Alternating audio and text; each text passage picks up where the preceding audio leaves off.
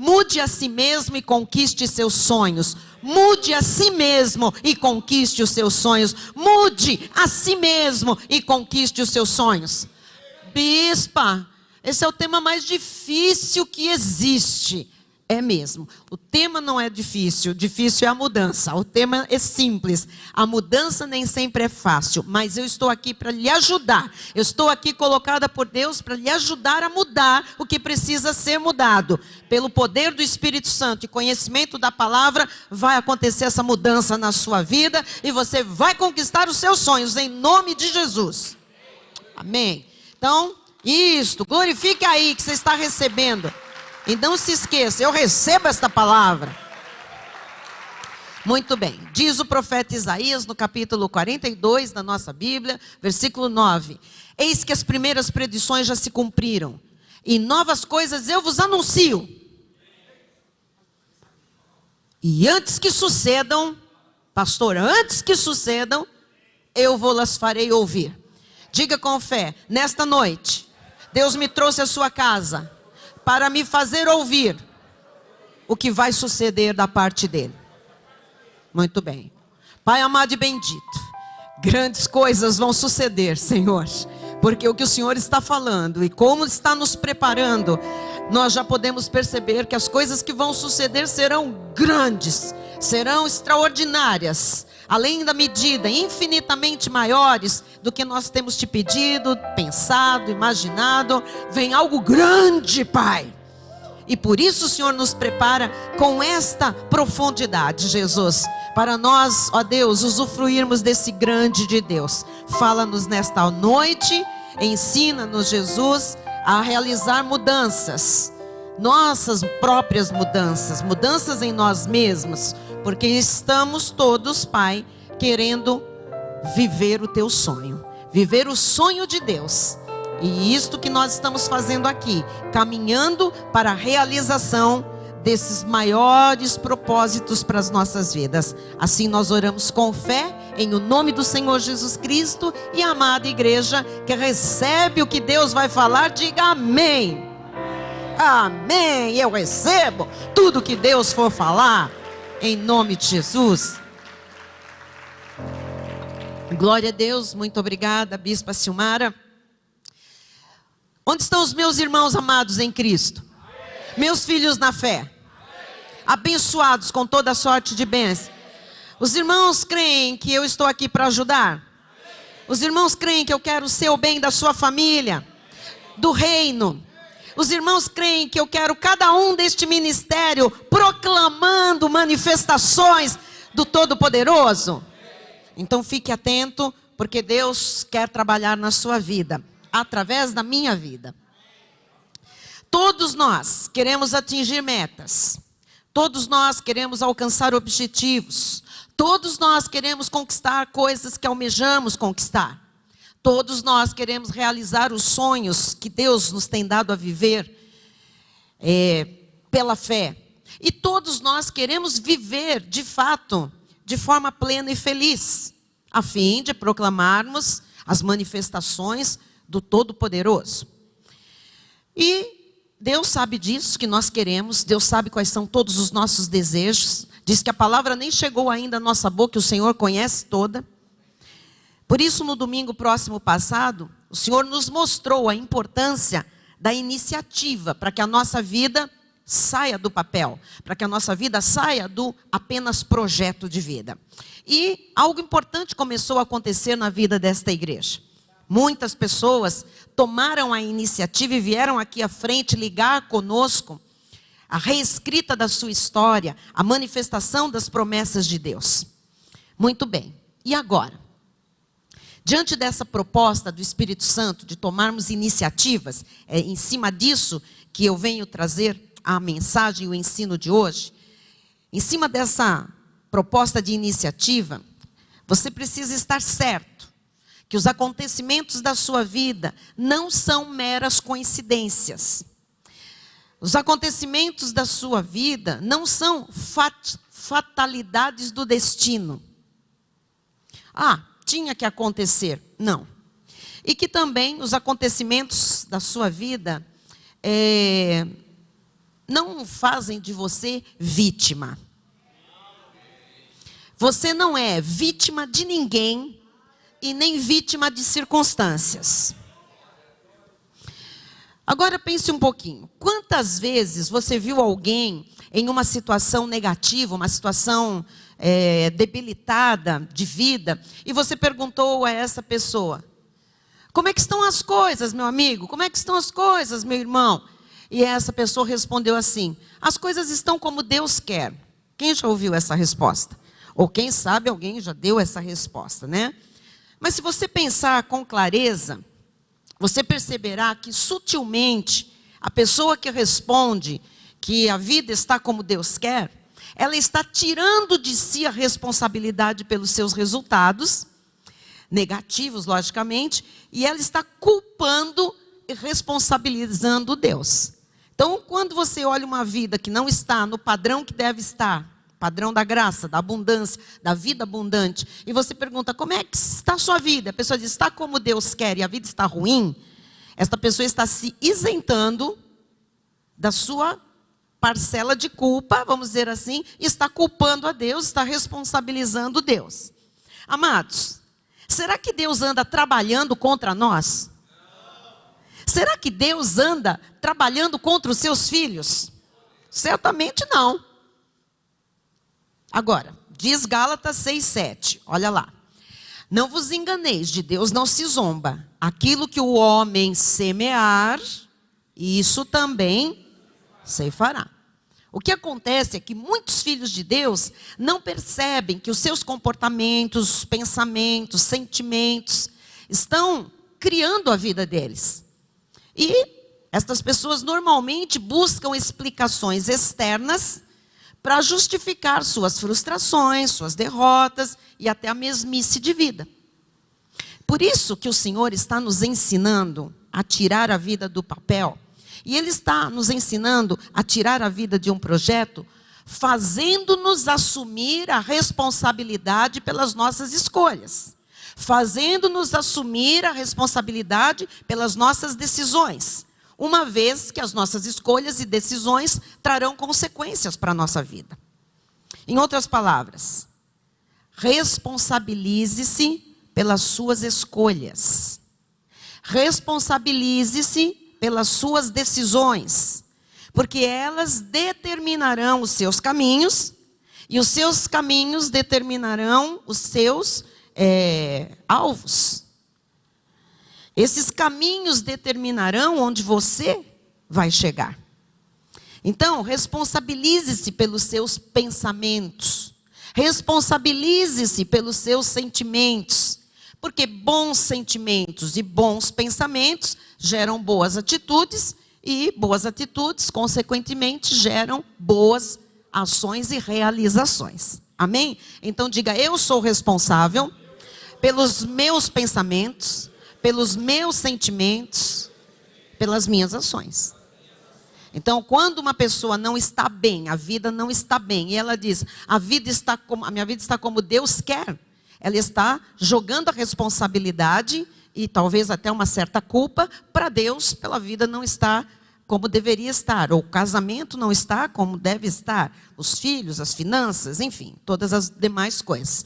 Vamos ver isso em Provérbios 3:5, olha só: confia no Senhor de todo o teu coração e não te estribes, não te apoies no teu próprio entendimento. Então assim, confia no Senhor, cuidado com o teu próprio entendimento, porque o próprio entendimento humano, se ele estiver baseado na humanidade, no humanismo, na racionalidade, vai sempre querer justificar as frustrações, enfim, as derrotas, as quedas, colocando outro no lugar. Então, é para a gente não se estribar no que a gente acha, tá? No que a gente pensa.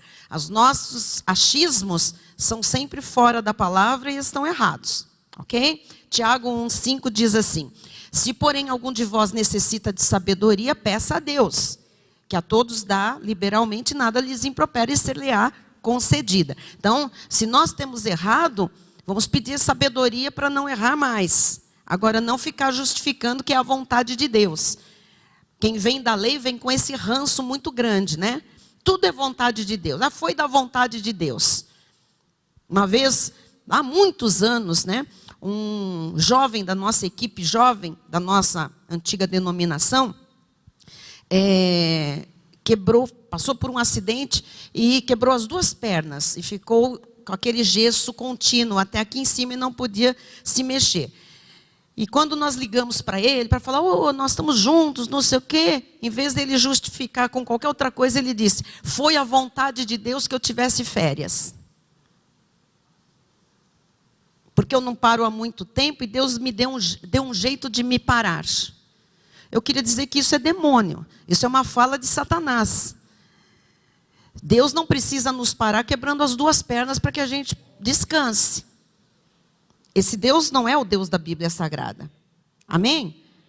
Não, eu não parava e Deus deu um jeito de parar. Amados, nós temos que tomar muito cuidado, porque muitas vezes são colheitas, muitas vezes imprudência, muitas vezes, ou qualquer outra coisa. Agora, a gente colocar esse peso, essa conta para Deus pagar, das nossas frustrações, das nossas incapacidades, enfim, das nossas derrotas, isso aí é grave, isso é pecado, né? Então a gente precisa ter muita sabedoria para falar, para sentir, para agir, para dar explicações, sabedoria do alto. A gente tem que falar em cima da palavra, tá? 2 Timóteo 3,17 diz assim, a fim de que o homem de Deus seja perfeito e perfeitamente habilitado para toda boa obra. Então Deus quer que a gente esteja cada vez melhor, que a gente esteja cada vez mais bíblico, mais sensível aos mandamentos de Deus, à voz de Deus, à sabedoria do alto, para que a gente esteja habilitado para o que Deus quer entregar nas nossas mãos, tá? Então, quando você assume a responsabilidade sobre a sua vida, suas decisões, escolhas, atitudes, você tem a capacidade de mudar o que deve ser mudado para avançar na direção dos seus objetivos e da plenitude de vida. O que eu estou dizendo é que, se você não assumir a responsabilidade sobre seus pensamentos, sentimentos e atitudes, você vai estar empurrando com a barriga decisões certas, que Deus espera que você tome iniciativa logo de acertar o que precisa ser acertado, de mudar o que precisa ser mudado, e você está adiando ou está tornando inacessível o plano que Deus determinou lá na cruz do Calvário, consumou, na verdade, para a sua vida. Então, você precisa acreditar que você pode mudar muitas coisas que estão ao seu alcance. Então, quando Deus diz mude a si mesmo, Ele sabe que existem coisas, mudanças, que é sobrenatural, só Ele pode fazer. Mas existe muita coisa que nós podemos fazer. E aquilo que nós podemos fazer, ouça o que eu estou lhe dizendo. Aquilo que está no nosso alcance, Deus não vai fazer, ok? Então assim, vamos deixar uma coisa clara. Aquilo que é para eu resolver, para você resolver, Deus não vai resolver por nós. Então se eu tenho que pedir perdão para alguém, não pense que Deus vai pedir por mim esse perdão. Ele não vai. Sou eu que saio do meu lugar e vou pedir perdão. Se eu tenho que liberar perdão para alguém, Deus não vai fazer isso no meu lugar. Eu vou ter que fazer isso. Se eu preciso ter uma conversa séria com alguém, ai Deus, faz um milagre. Não tem milagre aí, é ter uma conversa séria com alguém. É eu que preciso fazer isso. Os irmãos estão entendendo? Então, essas coisas que nós... Não, se Deus quiser, quando Deus quiser... vamos melhorar esse negócio aqui. Porque se Deus quiser, quando Deus quiser... Sabe o que nós estamos fazendo? Nós estamos deixando para Deus coisas que Deus nunca vai fazer. Nem é da alçada dele. Que nós temos que fazer e temos que marcar a data. Temos que colocar prazos. Então... Você tem que acreditar que você pode mudar muitas coisas estão ao seu alcance, né? E isso também é uma questão de escolha.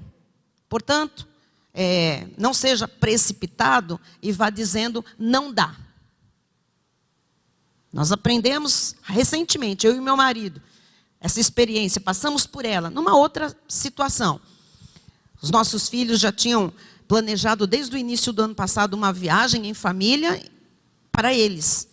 E quando chegou no mês de setembro, eles chamaram a mim, ao pai e a Renato, falaram, olha, nós queremos que vocês vão junto. Ah, mas quando é essa viagem? É agora em novembro. E a primeira pessoa que falou fui eu. E a primeira palavra que saiu da minha boca foi, não dá.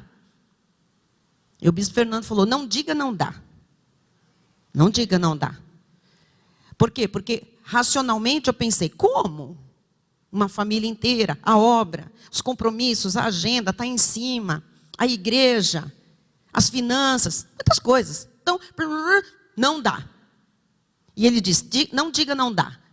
E eu disse, verdade. Eu não posso me estribar nos meus próprios pensamentos, no meu próprio entendimento das coisas. Eu tenho que, colocar o Senhor em tudo, em todos os meus caminhos. E aí Deus começa a mostrar, cuide dos teus pensamentos, cuide dos teus sentimentos, cuide das tuas palavras, cuide das tuas atitudes. E Deus, sabe aquilo que a gente diz, bispa, chulap, né? O que aconteceu? Deus mostrou o que dava, que Ele já tinha preparado. Então nós somos muito precipitados a dizer, isso não tem jeito, isso não dá, não tem volta. E a palavra de Deus está dizendo, não te estribes no teu próprio entendimento das coisas. Tudo é possível ao que crê. Então, se a gente fica aí, sem assumir essa responsabilidade do que eu penso, do que eu sinto, do que eu falo, das minhas atitudes, das minhas escolhas, das minhas decisões, eu não avanço na direção dos meus objetivos, nem da vida plena, que o Senhor tem para nós, para mim, para você. Então, nunca acredite que as coisas vão acontecendo de maneira completamente aleatória e imprevisível. Nunca acredite nisso.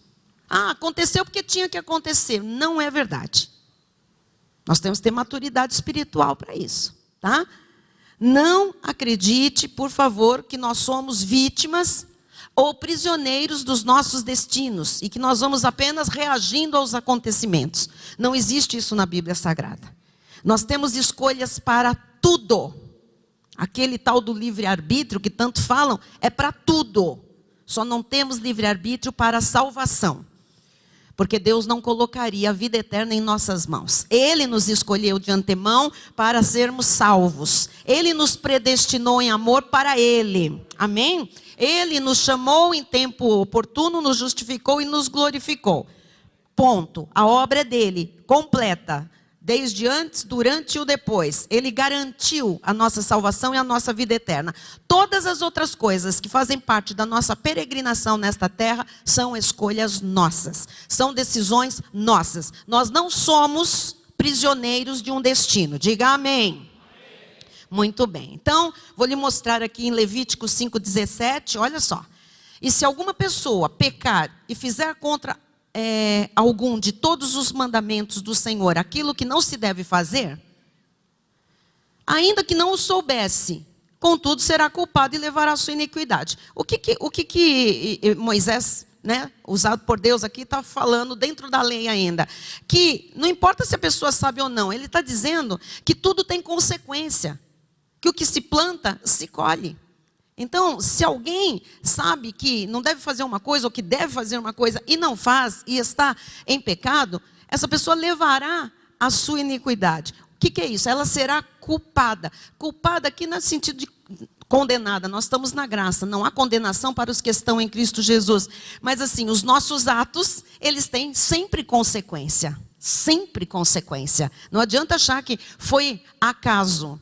Foi o destino, não existe destino aqui. Você está vendo que cada um leva o seu resultado. Diz em Romanos 14:12, para ninguém falar que eu peguei um texto da lei, vou pegar o apóstolo Paulo que diz, assim pois, cada um de nós dará contas de si mesmo a Deus. Não é só depois, não. Aqui também, o nosso testemunho já está dando contas do que nós escolhemos, pensamos, agimos para Deus. Cada um. Eu não dou conta pelo outro. Você não vai dar conta das minhas escolhas, das minhas atitudes. Mas cada um dá contas. O que é isso? A nossa vida tem consequências daquilo que a gente faz. E começa aqui.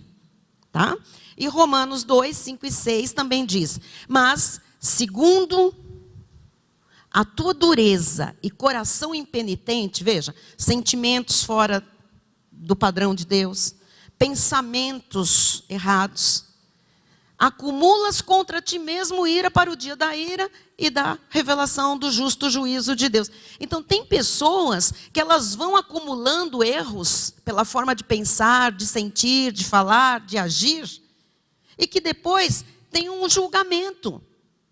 Esse julgamento vai existir depois no porvir, porque nós daremos conta de tudo que nós fizemos através do nosso corpo que recebemos para cumprir desígnios nesta terra, mas o julgamento já começa aqui. Por quê, amados? Porque a colheita, ela já é uma forma de julgamento de Deus. A colheita já é uma forma, às vezes, de disciplina do Senhor. Você está entendendo? Amém. Então, amados, tudo que nós pensamos, sentimos, falamos e fazemos, gera resultados na nossa vida. Levante uma das mãos aí com, responsabilidade e diga: tudo que eu penso, tudo que eu sinto, tudo que eu falo, tudo que eu faço, gera resultados na minha vida. Então, o que Deus quer é que aqueles que estão obtendo resultados ruins, aprendam com essas experiências e se responsabilizem pela sua mudança.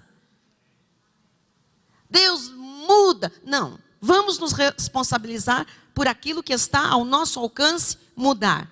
Essas pessoas precisam passar a sentir, falar, pensar, se comportar de forma diferente. Após um fracasso, pessoas sábias não culpam as circunstâncias. Após um fracasso, pessoas sábias não culpam outras pessoas. Pessoas não culpam o diabo por seus fracassos. Quando elas são sábias, quando elas são maduras espiritualmente. Pessoas sábias e maduras, elas assumem o resultado pelos seus resultados. E elas fazem a seguinte pergunta: o que é que eu devo fazer de modo diferente para que da próxima vez os resultados sejam melhores? Porque tem gente que tem um fracasso, não porque foi o fulano, porque foi a circunstância, porque foi o governo, porque foi o chefe, porque foi por causa daquele irmão, foi o meu marido, foi o meu filho, foi o meu pai, foi a vizinha, foi o sapo, sei lá quem.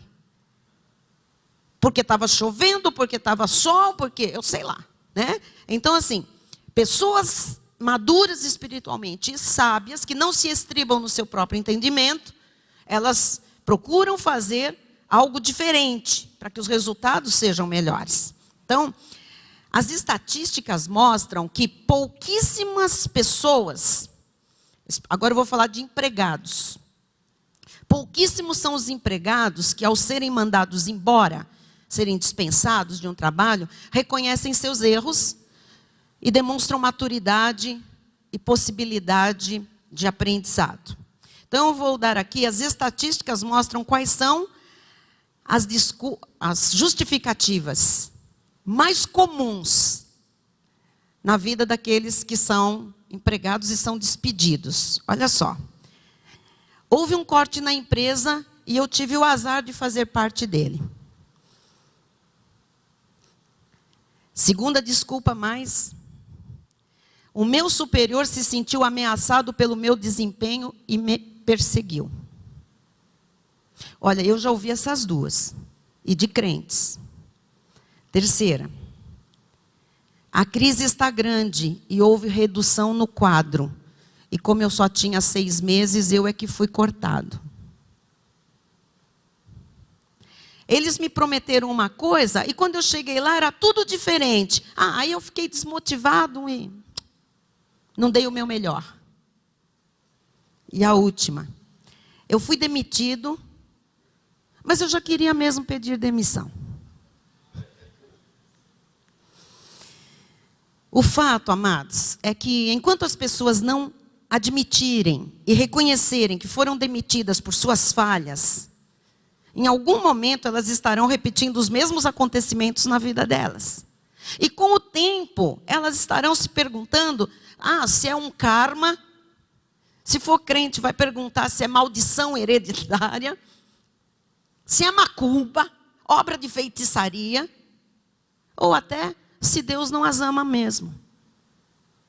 E nós vemos muitos crentes dando estas desculpas, estas justificativas e fazendo estas perguntas, porque estas situações são reincidentes. Nós temos até entre nós uma brincadeira que diz, tá vendo? O irmãozinho de novo despediu o patrão.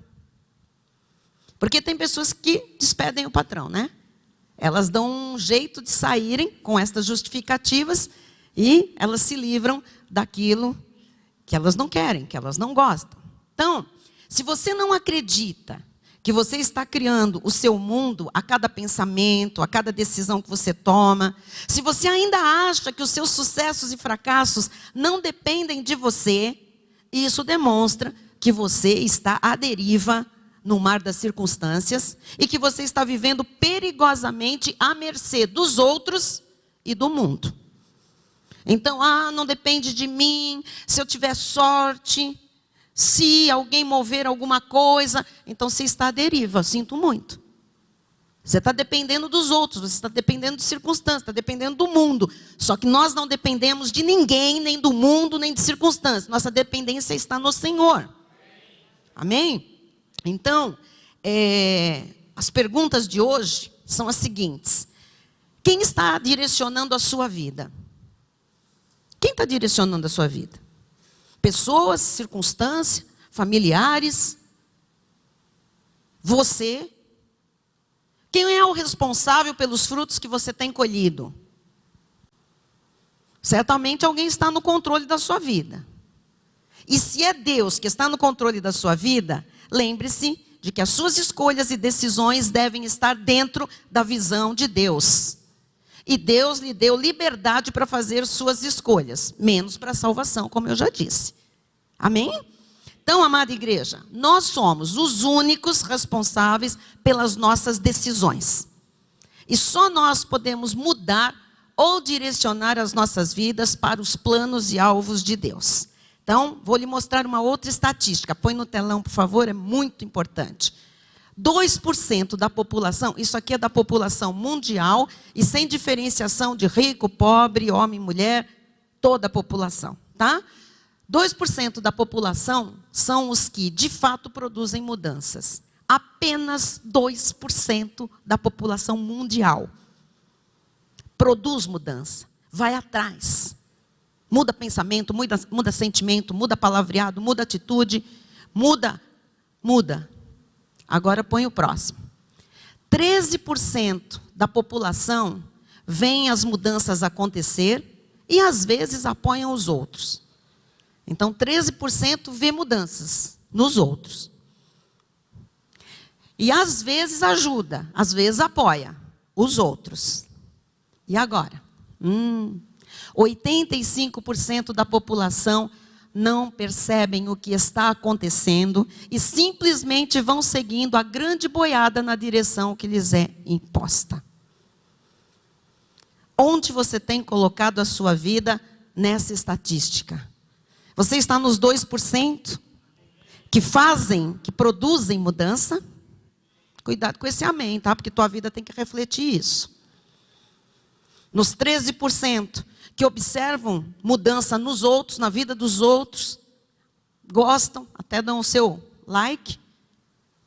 Ou a sua vida está nos 85% que estão vendo tudo acontecer e vão seguindo. Deixa a vida lhes levar. Os crentes sábios e responsáveis, eles agem. Eles não ficam imobilizados pensando nas injustiças que lhes fizeram ou nos fracassos que aconteceram na vida. Os crentes sábios e responsáveis, eles reconhecem quando aquela rota escolhida não gerou bons resultados, e os sábios traçam uma nova rota, né, baseada na palavra de Deus. E eu quero ajudar você, como eu disse no início, que sabe que precisa mudar coisas em você. Porque a gente adora ver coisas que o outro precisa mudar. Quem é casado já tem uma lista do que o cônjuge precisava mudar. Não é verdade? Se eu falar aqui, você tem uma lista do que o seu marido, a sua esposa precisaria mudar? Todo mundo tem, pelo menos mentalmente. Você sabe o que os seus pais precisavam mudar? Sim. Seus amigos? Sim. Mas Deus não está nem um pouco preocupado com a sua lista a respeito da mudança dos outros. Deus quer se ocupar da sua lista na mudança de si próprio. Amém? Porque Ele vai lhe ajudar. Então eu separei aqui 6 conselhos bíblicos,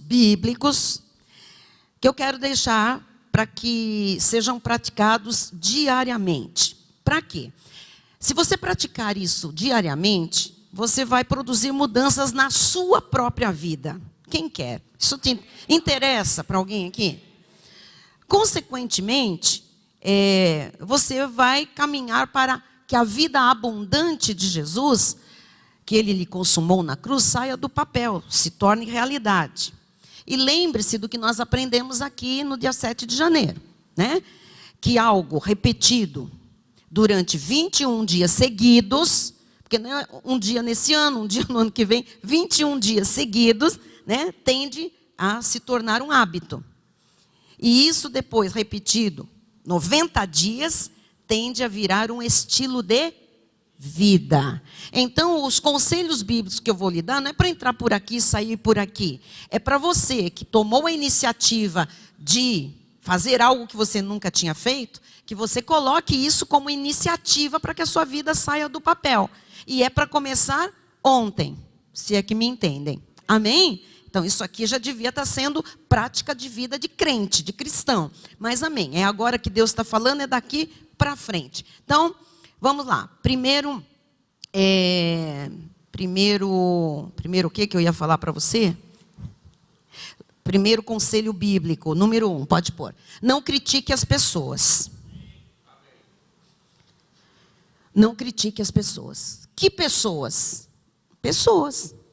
Tudo que for pessoa, você não critica. Você sabe identificar uma pessoa? Sabe? Então não pode criticar pessoas, tá?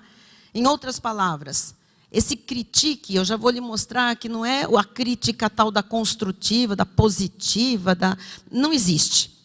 Na prática não existe crítica construtiva. Eu vou lhe mostrar já já, tá?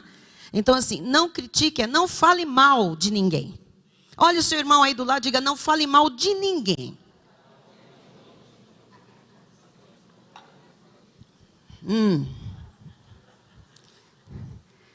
Agora presta atenção no exemplo que eu vou lhe dar. Olha só. Como é que você se sente quando alguém olha para você e com aquele tom de que sabe mais do que você sobre o assunto, diz assim: olha, eu vou lhe fazer uma crítica construtiva, mas é para o seu bem. Como você se sente? Amados, basta essas duas palavras, crítica construtiva. Apenas basta pronunciar essa palavra. Eu vou fazer uma crítica construtiva. Basta só essas duas, para que o semblante caia, o olhar baixe e a pessoa se prepare para a bordoada que está por vir. É verdade ou não é? Então, com todo respeito a você que adora críticas construtivas, esqueça. Esqueça. Se o foco e a intenção fossem positivos, a pessoa não faria uma crítica. Ela se calaria ou ela daria uma ideia. Ela diria algo cujo foco fosse o acerto e não o erro. Algo que colocasse a pessoa para cima e não para baixo. Então assim, eu sou muito franca. Guarde a sua franqueza desta natureza, porque ela não serve na obra de Deus. Porque quando a pessoa diz, olha, eu vou fazer uma crítica construtiva, porque eu sou muito franca, vai vir uma burdoada que vai te jogar para baixo. Então, se você é do tipo que adora criticar e analisar tudo, e continua achando a crítica um mal necessário, experimente. Em vez de fazer uma crítica, dar uma sugestão, dar uma ideia. Você vai ver que os resultados obtidos serão muito maiores. E as pessoas farão questão da sua companhia, da sua palavra, da sua análise, da sua orientação. Algo que não acontece com os que gostam de críticas. Quem está entendendo? Amém? Mateus 7,3 diz assim: por que vês tu o argueiro no olho do teu irmão, porém não reparas na trave que está no teu próprio? Toda pessoa que vem com uma crítica construtiva, com certeza ela tem coisas na vida que também necessitam de críticas construtivas. Só que normalmente ela não quer ouvir críticas construtivas. E às vezes a crítica construtiva dela é um pelo em ovo. Quando na vida dela há uma trave, você está entendendo? Há um travessão. Então, não critique pessoas. Se Deus quiser usar a sua vida para dar uma sugestão para aquela melhoria, para aquela pessoa ser melhor, fazer algo melhor, amém. Mas não venha preparando um terreno para bordoada. Amém? Glória a Deus. Número 2, você quer mudar ou não? Amém. Então, assim, se isso tem sido uma prática na sua vida, isso acontece especialmente com pessoas no local de trabalho e na família, tá? A tal da crítica construtiva. Número 2, não reclame das circunstâncias. O que é reclamar? Reclamar é queixar-se, protestar, lamuriar, murmurar. Reclamar é imprudência verbal. Reclamar é pobreza e carência existencial. Então ninguém aqui vai reclamar mais de nada, porque você não é pobre, você não é carente, você tem Jesus Cristo, você é rico, em misericórdia o Senhor te amou de tal maneira, né, que se fez carne, morreu no seu lugar. Então pare de protestar. Eu protesto, eu não concordo, eu mimimi. A palavra de Deus diz em 1 Coríntios 10:10. Vamos lá. Nem murmureis, como alguns deles murmuraram e foram destruídos pelo exterminador. Quem vive reclamando e murmurando, está abrindo brecha para o inimigo entrar na sua vida, especialmente na área emocional, porque é um carente, é alguém frágil emocionalmente, ok? Efésios 4:29 diz: não saia da vossa boca nenhuma palavra torpe, sim unicamente a que for boa, unicamente a que for boa. Então, se você não vai edificar, fique de boca fechada. Eu tenho percebido alguns irmãos que estão mais calados. E eu estou dizendo, graças a Deus. Porque quando abriam a boca, normalmente era para reclamar, criticar, murmurar, falar de outros. Então, isso é sabedoria. Se não for para edificar, se não for conforme a necessidade, se não for para transmitir graça aos que vão te ouvir, então não tem nada que falar. E isso começa dentro da casa da gente. Que é o lugar que menos a gente policia a nossa boca. É verdade ou não é?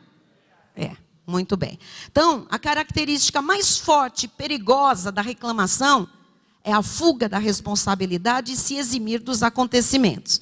Olha, não existem muitas opções, igreja. Ou nós reclamamos e colocamos a nossa força e o nosso poder no problema, ou nós agimos com nossa fé e interesse na solução. Eu pergunto, o que você quer fazer da vida? Que tem muita coisa para arrumar, tem. Que tem muito problema, tem. Você quer ficar reclamando e colocando a sua força, a sua energia, a sua capacidade no problema, ou você quer a solução desse problema? Amém? O que é melhor? Solução. Então, guarde sua força, sua energia, sua capacidade, sua fé para solucionar esse problema. Pessoas vitoriosas e bem-sucedidas não perdem tempo reclamando. Pessoas vitoriosas e bem-sucedidas não perdem tempo destacando o problema. O seu precioso tempo tem que ser dedicado à solução e não às impossibilidades. Amém? Então, quem é sábio e entendido vai procurar solução e não impossibilidades. Amém? Tudo tem jeito. Diga, tudo tem jeito. Ah, bispa, tem coisa que não tem. A coisa que não tem, Deus entra e dá jeito. Então, tudo tem jeito. Diga, tudo tem jeito. Eu não estou dizendo aqui, por favor, que as pessoas espirituais e sábias não podem confrontar os outros com a verdade. Ok?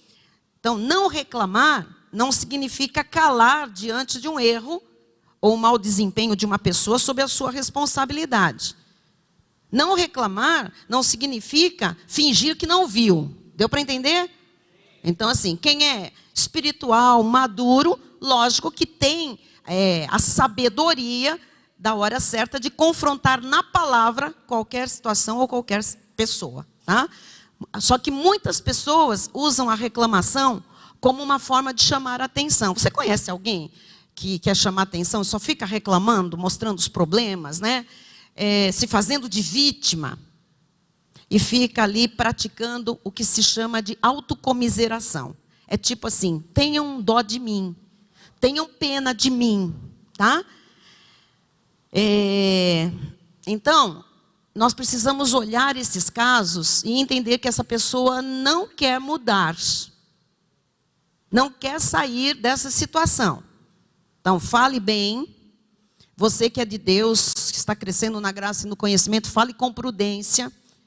Pense em suas palavras. Guarde a sua boca de falar o mal, de falar errado, de falar em desacordo com a graça de Deus. Amém? Então, assim, o segundo conselho bíblico de hoje é: não reclame das circunstâncias. Qual era o primeiro? Não critique pessoas. Terceiro conselho bíblico: não busque culpados. Isso é muito difícil. Quando um casal está ali numa crise conjugal, o que mais acontece é culpar o outro. Quando está ali à beira de uma separação, o que mais acontece é culpar o cônjuge. Então, vamos lá. Assim como criticar, falar mal de pessoas, buscar culpados é uma maneira simples e rápida de se isentar da realidade em que se vive. E culpar os outros, logicamente, pelos resultados na vida. Então, pense no perigo de culpar os outros. Quer ver o que acontece? Mentalmente, acontece este pensamento dentro de nós. Por que eu vou mudar alguma coisa e fazer alguma coisa diferente, se o resultado que eu obtive negativo foi culpa do outro? Vejam o perigo disso. Vejam como o diabo usa essa questão de culpar o outro pelo nosso fracasso. Porque se eu estou culpando o outro, eu não tenho que mudar nada na minha vida. Foi o outro. Eu só sou vítima. Os irmãos estão entendendo? Então, dessa maneira, a pessoa continua a repetir os mesmos erros, sem aprender com eles. Afinal, se são os outros os responsáveis por tudo que está errado, por que eu deveria mudar? Os outros que mudem. Então, o inimigo usa esta questão de culpar o outro pelo meu fracasso, pelo meu insucesso. Para quê? Para que eu não mude. Então, quando a gente tira a culpa dos outros, nós começamos a olhar para nós. O que está no nosso alcance para mudar aqueles resultados negativos? Então, enquanto você não abolir essas justificativas e desculpas intelectuais, são coisas que são aqui da nossa cabeça pensante, né? Olha, nada vai mudar na sua vida. Amém? Quer ver um exemplo típico? Gênesis 3, 12 e 13. Olha só. Então disse o homem: a mulher que me deste por esposa, ela me deu da árvore e eu comi. Deus falou: oi, o que vocês fizeram? Foi ela. Mas foi você que comeu, mas foi ela que me deu. Agora olha o seguinte. Disse o Senhor Deus à mulher: que é isso que fizeste, Eva? Respondeu a mulher: a serpente me enganou e eu comi. A serpente olhou para trás e não tinha mais ninguém. Aí Deus falou: você vai rastejar. Enfim, os irmãos estão vendo o exemplo típico, não é? Então, o que acontece aqui? Eles estão terceirizando a culpa. Eu gostei disso. Põe essa frase aí, amei essa frase. Não terceirize a sua culpa. Não terceirize a sua culpa. Culpa é culpa. Errei, fui eu que comi. Mas o outro falou, mas eu cedi. Sabe que até as injustiças que são cometidas contra nós as permitimos? Hoje eu sei, muita gente que pisou em mim, falou mal, eu permiti. Eu fui a boazinha útil. As coisas têm que ter limites. Tem uma hora que você tem que falar, chega. Mas você vai deixando. Mistura-se. O diabo fala, você é cristã. E parece que cristão não tem limite. Tem que aceitar tudo, né? Ah, dá a outra face. Amados, na hora você dá a face, a outra face, você dá a cabeça, os braços, a mão, te matam. Como fizeram com Jesus. Então, preste atenção. Enquanto você não abolir essas justificativas e desculpas intelectuais, nada vai mudar na sua vida. Amém? não terceirize sua culpa. Esqueça essa história de botar culpa no outro. Mas de fato foi o outro. Será? Se a gente for analisar, a gente vai chegar à conclusão que o outro foi só um instrumento maligno. A gente abriu brecha, a gente permitiu, a gente negligenciou, a gente fez, tá? Ok. Ponto 4. Não se faça de vítima.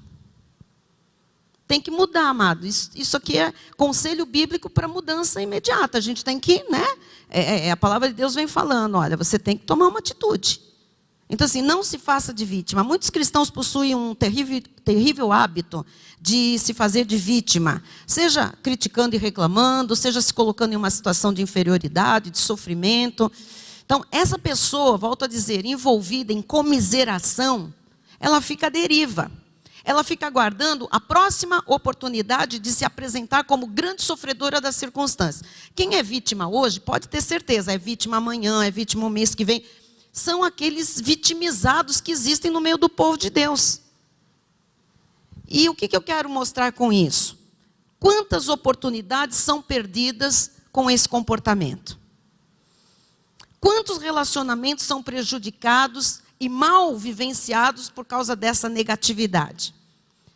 Então, se você, de fato, quer chamar a atenção, quer ser querido, amado, admirado, viva como um vencedor.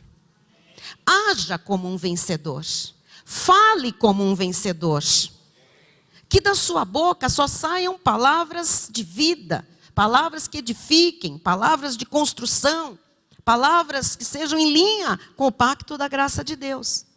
Ouça, amados, ninguém consegue a atenção e o carinho de outras pessoas por um longo período de tempo falando de seus sofrimentos e angústias. A não ser que essa outra pessoa seja cometida do mesmo mal. A vitimização. Aí serão duas pessoas debilitadas emocionalmente e espiritualmente, servindo de muleta uma à outra. Um ciclo vicioso, maléfico e autodestrutivo. Você nunca teve uma sensação de olhar uma pessoa que sempre se faz de vítima? É vitimizada, ela gosta de mostrar que ela sofre. Você já viu, você já identificou, mas você já viu quando ela se junta com outra que faz isso? Você olha e fala, meu Deus, olha quem está junto de quem. Quem já teve essa experiência? Na igreja acontece muito. A gente vê aquela pessoa debilzinha, ainda não tratada pelo Senhor, sempre vítima, sempre sofredora, sempre a machucada, a ferida, a prejudicada, a injustiçada. Amém. Um dia você olha e diz, não é possível. Que atração fatal foi essa? É outra pessoa junto com aquela. Então aí vai alimentar uma doença. Vitimização é doença da alma. Amém? Olha só o que diz Números 13:33. Também vimos ali gigantes, os filhos de Anak são descendentes de gigantes, e éramos aos nossos próprios olhos como gafanhotos, e assim também o éramos aos seus olhos, aos olhos deles. Então veja, coitado de nós vamos ser amassados quando formos para a terra prometida. Então cuidado como você se vê, não seja vítima, porque você não é vítima, você é vencedor. Filipenses 4:13, tudo posso naquele que me fortalece. Diga, eu tudo posso naquele que me fortalece. Ponto 5, não justifique seus erros. Tá? Eu fiz uma frase que resume o tópico 5. Coloque ali, que é a mais importante talvez de todas. O erro é muito importante no processo de aprendizagem. Amados, errar, o que diz? É humano. Se nós somos humanos, nós erramos. Hello, igreja! Nós somos humanos. Nós erramos. Diga, eu sou humano, eu erro. Todos erram. Então, o erro, ele é muito importante no processo de aprendizagem. As crianças precisam errar na escola. É muito triste quando a mãe, exige o pai, não pode tirar menos que 10. Mas você está fazendo um mal para o seu filho. Não é que você vai falar que ele pode tirar 0. Mas assim, aquela rigidez que a criança não pode errar, que ela não pode, ter uma nota mais baixa em alguma matéria, em algum momento. Isso é prejudicial. Errar amadurece. Errar confronta a vida, confronta a pessoa, confronta o resultado que está sendo obtido.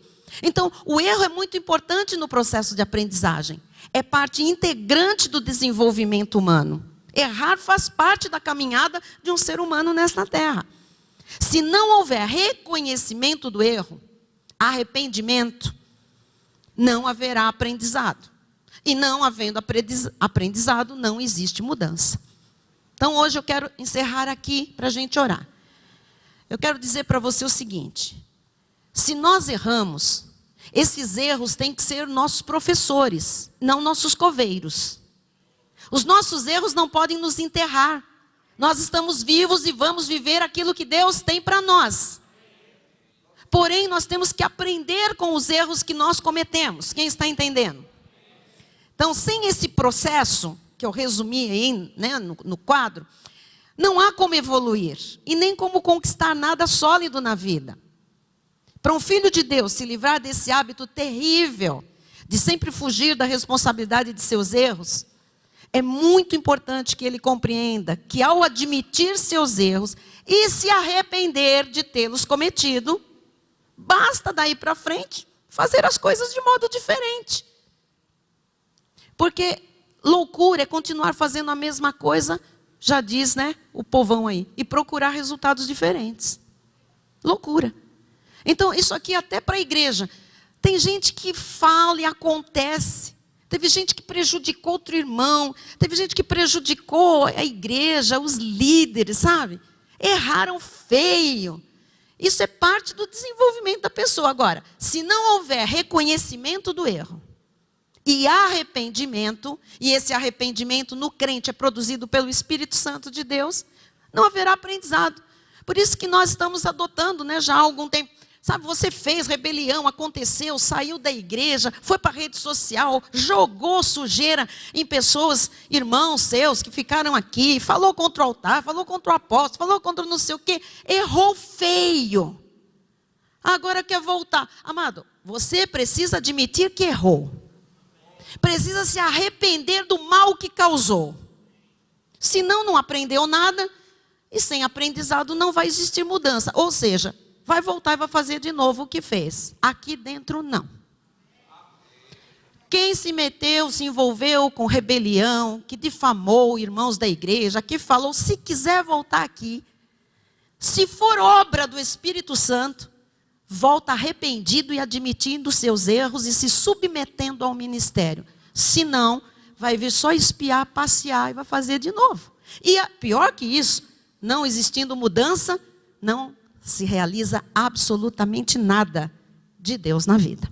Amém? Então eu quero encerrar costurando com o Salmo 19, 12, 13, que diz assim: quem há que possa discernir as próprias faltas? Absolve-me das que me são ocultas. Então existem faltas que nós não sabemos que cometemos. Senhor, olha para que eu não sei e me absolve. Agora, quem pode discernir as próprias faltas? Você tem que discernir as suas próprias faltas. Eu tenho que discernir minhas próprias faltas. Próprias. Não é culpa do outro. São as minhas próprias faltas. Tá? Versículo 13. Também da soberba guarda o teu servo, que ela não me domine. Então serei irrepreensível e ficarei livre de grande transgressão. Então a soberba qual que é? A soberba de eu não admitir as minhas faltas e ficar culpando só os outros. Tá? Os outros são responsáveis pelo que me aconteceu. Provérbios 10, 8. O sábio de coração aceita os mandamentos, mas o insensato de lábios vem a arruinar-se. Então assim, sábio de coração aceita que errou. Aceita que Deus perdoa. Aceita o perdão de Deus. Aprenda com seus erros e não faça mais. Jesus disse isso várias vezes. Provérbios 29, 11. O insensato expande toda a sua ira, mas o sábio afinal lhe reprime. Não fique irado com situações que lhe sobrevêm ou lhe sobrevieram e começa aí a espraiar, expandir toda a sua insensatez. Foi ele, foi por causa dela, não sei o quê. Não, amado. O sábio afinal reprime, guarda para si, entrega tudo nas mãos de Deus. Deus é o nosso reto juiz, ok? E 1 aos Coríntios, para encerrar, 11, 28 a 31, que diz assim: examine-se, pois, o homem a si, não é para examinar a vida do outro, é a si mesmo. E assim, coma do pão e beba do cálice. Está falando da participação no momento da celebração da ceia. Precisa se examinar. Agora vamos nos examinar antes da próxima ceia, tá? A gente vai ter um tempo aí para fazer esse exame. Por quê? Continua. Pois quem come e bebe sem discernir o corpo, come e bebe juízo para si. Então, se a gente não muda o que a gente sabe que tem que mudar, se a gente não toma as iniciativas para acertar, se a gente não muda nada e vai participar da ceia, a gente está trazendo juízo. A gente está trazendo o quê? Consequências para a nossa vida. Colheitas que não vão ser legais. Põe o versículo 30. Eis a razão porque há entre vós muitos fracos e doentes e não poucos que dormem. Então o Senhor está dizendo que se uma pessoa não muda o que ela sabe que tem que ser mudado, e ela vai participando indiscriminadamente dos momentos de intimidade, do memorial da ceia, ela está trazendo para ela o quê? Fraqueza, doença e até morte. E diz o versículo seguinte: porque se nos julgássemos a nós mesmos, não seríamos julgados. Porque quando a gente julga a si mesmo, a gente corrige. A nossa régua é a Bíblia Sagrada. É o nosso padrão. O que estiver fora da Bíblia, eu preciso mudar na minha vida. Fique de pé no seu lugar em nome de Jesus. E vamos orar nesta hora. É chegada a hora de todos aqui, amados, todos que ouvirem esta voz de Deus, assumirem seus erros, mas assumirem também os seus acertos, que são maravilhosos. Aprender a fazer as coisas de forma diferente. Olha, só desse modo é possível conquistar novos resultados. Só. Senão a vida vai ficar igual, o seu casamentinho vai ficar casamentinho. Sua casinha vai ser sempre uma casinha. Seus projetos vão ficar sempre no papel. Não é esse o plano de Deus para a sua vida. Amém? Deus quer que você conquiste resultados grandes. Deus quer que a sua vida saia do projeto, que você realize os sonhos que Deus colocou aí no seu coração e que você tem desejado, sim, por muito tempo. Chegou a hora de nós mudarmos o que precisa ser mudado em nós. Pai amado e bendito, o Teu Espírito falou aos nossos corações. O Teu Espírito nos ensinou, Jesus, sobre o que nós precisamos mudar em nós mesmos, Pai. E mudando a nós mesmos, nós mudamos tudo à nossa volta, Senhor. E é dessa forma que nós vamos conquistar os nossos sonhos, que nós vamos trazer à existência as coisas que não existem, Pai. Então ajuda-nos a praticar imediatamente esta palavra. Nós não vamos criticar pessoas, nós não vamos reclamar mais das circunstâncias, nós não vamos buscar culpados, Pai, para os nossos fracassos. Nós não vamos terceirizar a culpa que é nossa.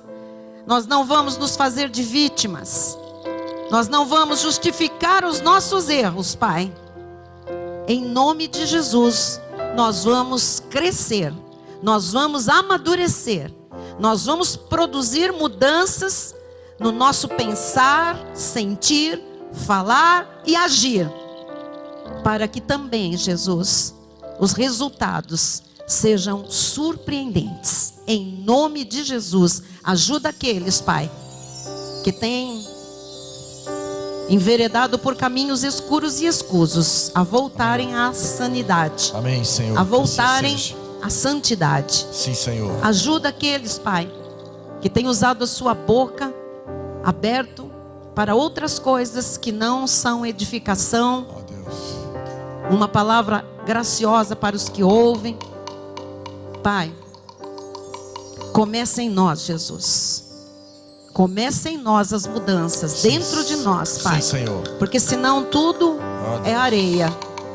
E nós queremos uma vida sólida contigo, sólida na palavra e sólida nas realizações. Eu oro em o nome de Jesus e todos digam amém.